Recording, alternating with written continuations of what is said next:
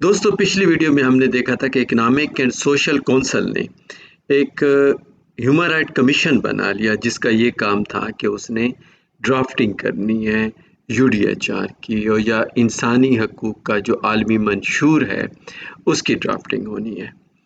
आज की वीडियो में हम ये जो न्यूक्लियर कमीशन से लेकर वो जो पूरा एक प्रोसेस था जिसके अंदर यूडीएचआर को ड्राफ्ट किया गया, लिखा गया और फिर वो मंजूर हुआ, उसकी एक समरी हम बता देंगे कि ये सारा प्रोसेस कैसे हुआ।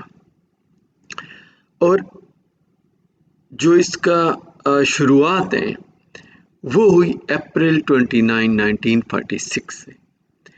तो जो न्यूक्लियर कमीशन था उसका जो पहला इजलास है वो 29 अप्रैल 1946 को हुआ।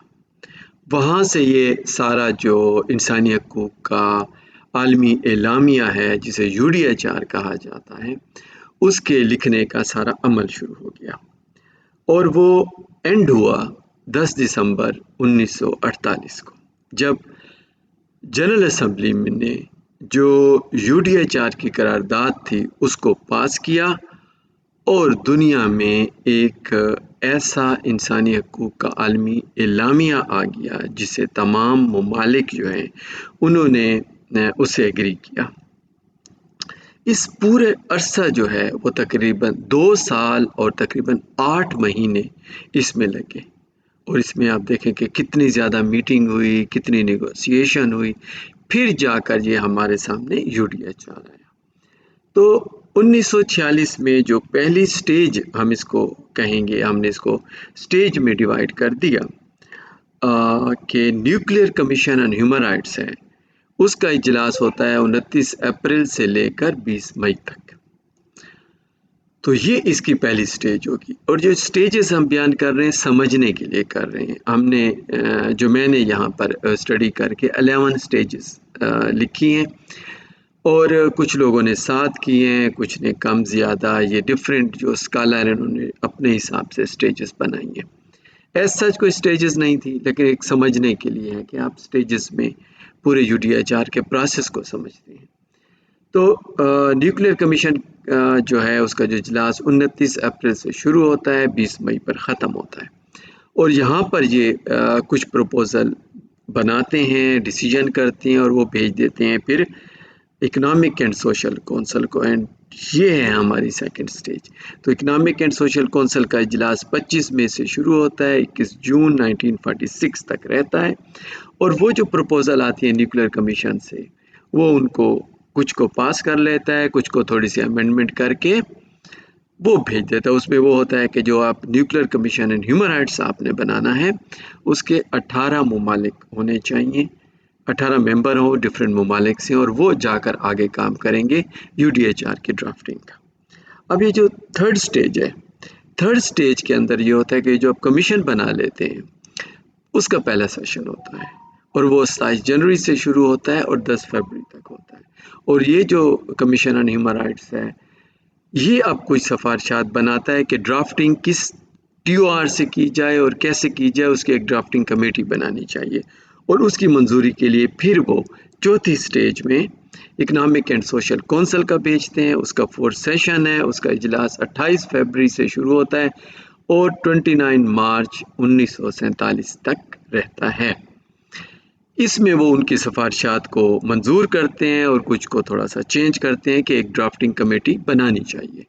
अब जब ड्राफ्टिंग कमेटी बन जाती है तो उसका पहला इजलास जो होता है वो हमारी 5वीं स्टेज है, और जो पहला इजलास है वो 9 जून से शुरू होता है और 25 जून 1947 तक रहता है। ये पहला सेशन है ड्राफ्टिंग कमेटी का, जिसके अंदर वो तकरीबन 36 पहले 48 होते हैं, बाद में 36 जो हैं आर्टिकल हैं वो उसको लिखते हैं और वो फिर भेज देते हैं दोबारा से जो सेकंड सेशन है कमीशन ऑन ह्यूमन राइट्स का, क्योंकि उन्होंने दोबारा उसको भेजना है कमीशन को कि आप इसको देखें, ये जो हमने सारी चीज़ें बनाई हैं। अब कमीशन जो है इसके अंदर डिस्कशन करते हैं, फर्दर अपने कुछ वर्किंग ग्रुप बनाते हैं, और साथ साथ ये जो सारा आर्टिकल होते हैं ये डिफरेंट कंट्रीज़ को भी भेज देते हैं। तो ये कोई तकरीबन 30 आर्टिकल पर आ जाते हैं जैसे आजकल हमारे पास हैं, और फिर ये भेज देते हैं डिफरेंट कंट्रीज को, क्योंकि इसके अंदर तो 18 ममालिक थे, तो बाकी जितने ममालिक हैं उनको भेजते हैं कि आप भी रिकमेंडेशन दें। तो जब वो रिकमेंडेशन आ जाते हैं तो फिर क्या होता है, फिर ड्राफ्टिंग कमेटी बैठ जाती है, और ये हमारी 7 स्टेज है जिसके अंदर ड्राफ्टिंग कमेटी का सेकंड सेशन हो रहा होता है। मेरे ख्याल में मेरी तस्वीर इधर आगे आ रही है, इसको थोड़ा सा हटा लेते हैं।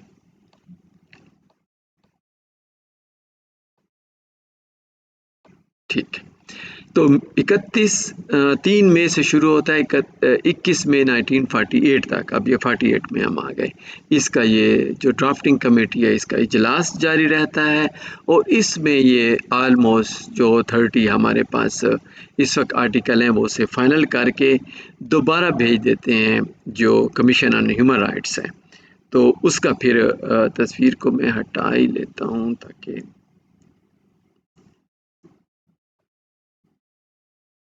अब ये 8वीं स्टेज के अंदर फिर कमीशन ऑन ह्यूमन राइट्स के पास ये आ गया। इनका 3rd सेशन हो रहा है जो कि 24 मई से शुरू होता है और 18 जून तक रहता है, और अब इसको ये फाइनल शेप करके फिर ये भेज देते हैं इकोनॉमिक एंड सोशल काउंसिल को। उनका 7th सेशन हो रहा होता है अगस्त 26 को, और ये हमारी 9th स्टेज है। और इकोनॉमिक एंड सोशल काउंसिल फिर इसको भेज देती है जनरल असम्बली में, जो कि हमारी 10वीं स्टेज है। तो जनरल असम्बली का 3rd सेशन है।